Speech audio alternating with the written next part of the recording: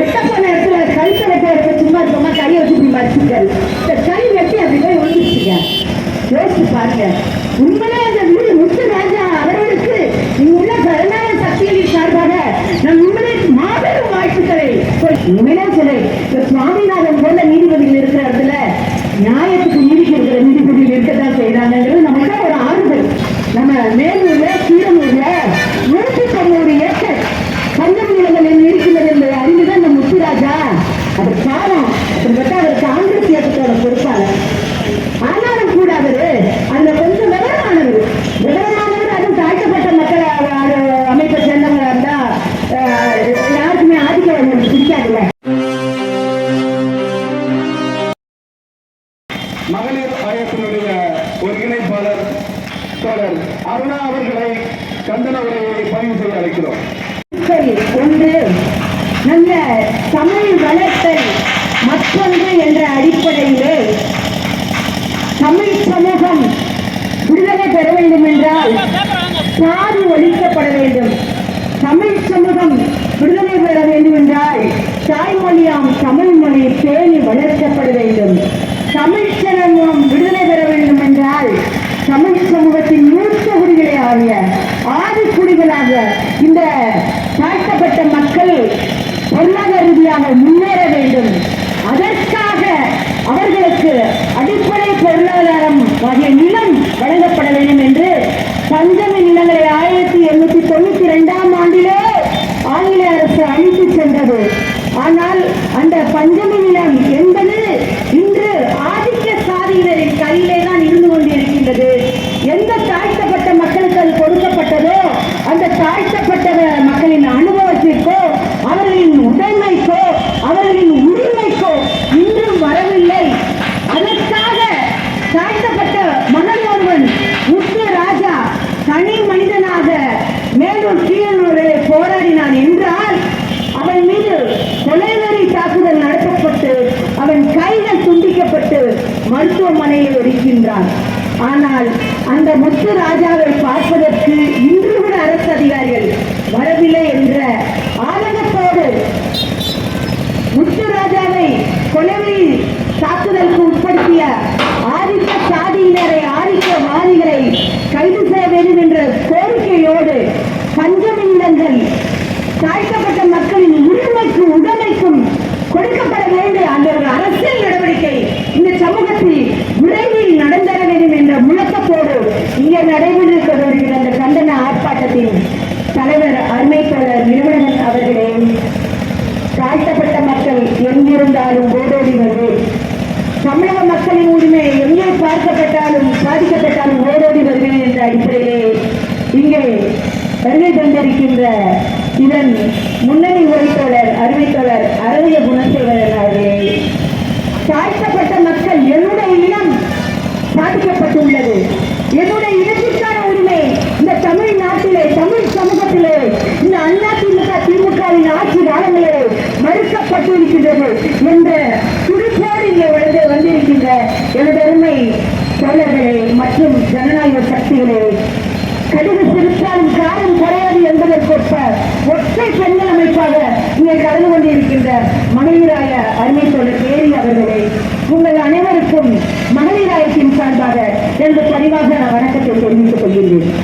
கொடுமைங்க 1892ஆம் ஆண்டு பிரிட்டிஷ் அரசு தாழ்த்தப்பட்ட மக்கள் வறுமையில் இருக்கின்றார்கள், மனித மாண்பற்று வாழ்கின்றார்கள், ஏழ்மை அவர்களை தின்று கொண்டிருக்கின்றது, வறுமை அவர்களை எரித்துக் கொண்டிருக்கின்றது என்பதை மனிதாபிமான நோக்கோடு அவன் சாதிக்கும் அவனுக்கும் சம்பந்தமில்லை, சாதிய உருவாக்க கட்டமைப்புக்கும் அவனுக்கும் சம்பந்தமில்லை.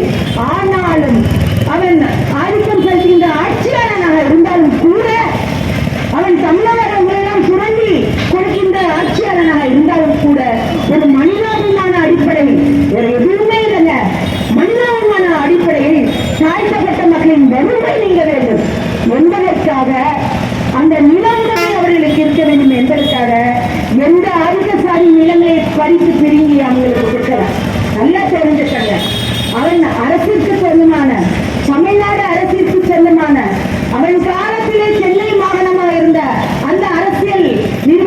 சொந்தமான நிலங்களில் விளைநிலங்களில் அவன் தாழ்த்தப்பட்ட மக்களுக்கு அவர்களின் நினைவுக்காக பஞ்சமி நிலம் என்று பிரித்து கொடுத்தார். ஏறக்குறைய 12 லட்சம் ஏக்கர். நினைச்சு பாருங்க, இந்த 12 லட்சம் ஏக்கரும் தமிழ்நாட்டில் ஒரே இடத்துல பூந்து கிடக்கல.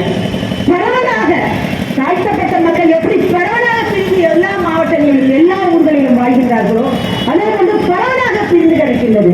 எங்க 1892 இன்னைக்கு நம்ம எங்க நிக்கிறோம் யோசிச்சு பாருங்க. ஆனால் இன்னும் இந்த நிலக்கட்டமைப்பு இந்த நிலம் தாழ்த்தப்பட்ட மக்களின் உரிமைக்கும் ஏன் அனுபவத்து கூட வரல. இந்த நிலத்தை அனுபவித்துக் கொண்டிருப்பவர்கள் எல்லாம் ஆதிக்க சாதியினர். இன்னும் நம்ம குறிப்பா சொல்ல போனா விடுதலை அடைஞ்சதுக்கு அப்புறம் பேசுவோமே தமிழ்நாட்டின் வரலாற்றை அரசியல் ரீதியாக. இந்த விடுதலை அடைந்த 1947க்கு அப்புறம் காங்கிரஸ் ஆண்டு முடிஞ்சதுக்கு நான் வந்து திமுக அதிமுக எல்லாம் பேசுவாங்க. 2 கட்சிகள் எல்லாம் மாறி மாறி ஆட்சி செய்கின்றன. ஆனால் இந்த கட்சியில தேர்தலுக்கு வரும் பொழுது தாழ்த்தப்பட்ட மக்களின் ஓட்டுகள் இல்லாமல் வரவில்லை, தாழ்த்தப்பட்ட மக்களின் வாக்குகள் இல்லாமல் வரவில்லை. ஆனால் இந்த தாழ்த்தப்பட்ட மக்களுக்கு அரசு ஒதுக்கிய அந்த நிலைமையில கூட அவருடைய அனுபவத்துக்கு கொண்டு வரவில்லை என்பது இது சமூக யதார்த்தமாக இருக்கின்றது. என்னதான் கரண்டை அந்த எந்த ஊரு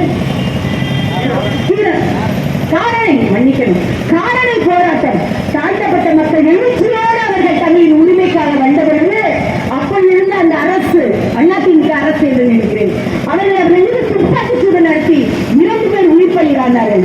அதன் பிறகு வரவில்லை.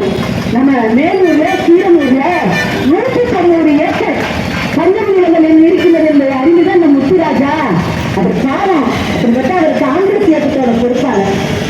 ஆனாலும் கூட அவரு அதுல கொஞ்சம் விவரமானவர் அதுவும் தாழ்த்தப்பட்ட மக்கள் அமைப்பை சேர்ந்தவங்களா இருந்தா யாருக்குமே ஆதிக்கம் பிடிக்காதுல்ல. இவர் என்ன பண்ணினார், சட்ட ரீதியாக இவர்கள் எந்த ஆதிக்கம் செல்லல அடாவடி பண்ணல கட்டிக்கம்புல கூட்டுறாங்க. சட்ட ரீதியாக நிர்வாக ரீதியாக என்னென்ன நடவடிக்கை எடுக்கணுமோ அனைத்தையும் எடுத்தார். ஆடியோ பட்டாரு, வீடியோ பட்டாரு, தாய்க்குண்டார பட்டாரு, ஒண்ணுல என்ன பண்ணிருக்கிறாரு, சென்னையில இளையராஜாக்கு ஒரு மாவட்ட ஆட்சியர் இருக்கிறார். அவரை போய் அவருக்கு மனு கொடுத்து பார்த்திருக்கிறாரு.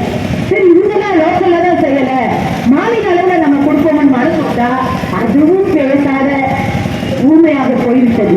அப்படிங்கிறப்போ அவரு சட்டத்தின் பால், நல்லா திரும்ப திரும்ப சொல்றேன், சட்டத்தின் பால் அவரு சென்னை உயர்நீதிமன்ற மதுரைக்கு ஒரு வழக்கு தாக்கல் செய்து அந்த வழக்கு உண்மையிலே சொல்றேன், சுவாமிநாதன் போல நீதிபதிகள் இருக்கிற இடத்துல நியாயத்துக்கு நீதிக்கு இருக்கிற நீதிபதிகள் இருக்கத்தான் செய்யறாங்கிறது நமக்கு ஒரு ஆறுதல். அப்படிங்கிறப்போ அந்த நீதிபதி இந்த வழக்கை விசாரித்து அந்த மேலூர் கீழநல்லூர்ல 190 ஏக்கர் பஞ்சமி நிலங்களும் அங்குள்ள தாழ்த்தப்பட்ட எந்த சொந்தமாக இருந்தாலும் தாழ்த்தப்பட்ட மக்களுக்கு பிரித்து கொடுத்து சட்ட ஆவணங்கள்லாம் ஆணை பிறப்பிச்சார். இது வந்து அந்த நிலத்தை அந்த ஆதிக்க சாதியினருக்கு கோபத்தை மாத்திரத்தை உருவாக்கி அந்த 7 பேர் சொல்றாங்க, அதாவது 12 பேர் மேல வழக்கு. அந்த 12 பேர் மட்டும் அதை திட்டமிடவில்லை. அடித்து சொல்கிறேன், அங்கே உள்ள இந்த திமுக கட்சியின் அரசியல்வாதிகளாலும் அங்கே உள்ள தமிழக அரசு எந்திரத்தாலும் சேர்ந்து திட்டமிடப்பட்டு அவர் கொலைவெளி தாக்குதலுக்கு உள்ளாகி இருக்கிறார். வெட்டப்போன இடத்துல கழுத்தை வெட்ட சும்மா இருக்கமா கையை வச்சு இப்படி மறைச்சிருக்காரு. இந்த கை வெட்டி அப்படி போய் ஒழிச்சிருக்க. யோசிச்சு பாருங்க. உண்மையிலே அந்த வீடு முத்துராஜா அவர்களுக்கு இங்குள்ள ஜனநாயக சக்திகளின் சார்பாக நான் உண்மையிலே மாபெரும் வாழ்த்துக்களை சொல்கிறேன். வாழ்க வாழ்க வாழ்கவே முத்துராஜா, வாழ்கவே பஞ்சமி நில மீட்பு போராளி முத்துராஜா, வாழ்கவே. என்ன பண்ணியிருக்கிறாரு, வெட்டி உள்ள கையை தூக்கிட்டு ஓடி வந்து இன்னைக்கு அரசாங்க ஆஸ்பத்திரியில மதுரையில அரசு மருத்துவமனையில ஏறக்குறைய 15 நாட்களுக்கு மேலாக உண்மையிலே சொல்றேன், அந்த நேரத்துல விடுதலை சிறுத்தைகள் நிலவலன் அமைப்பு தெய்வமா போன்ற 3 பேரும் போராடி அந்த இரவு முழுவதும் அவரோடு இருந்து அவர்களுக்கு நான் என் அமைப்பின் சார்பாக வாழ்த்துக்களை சொல்கிறேன். இருந்த அந்த எஃப்ஐஆரை பதிய வச்சிருக்காங்க.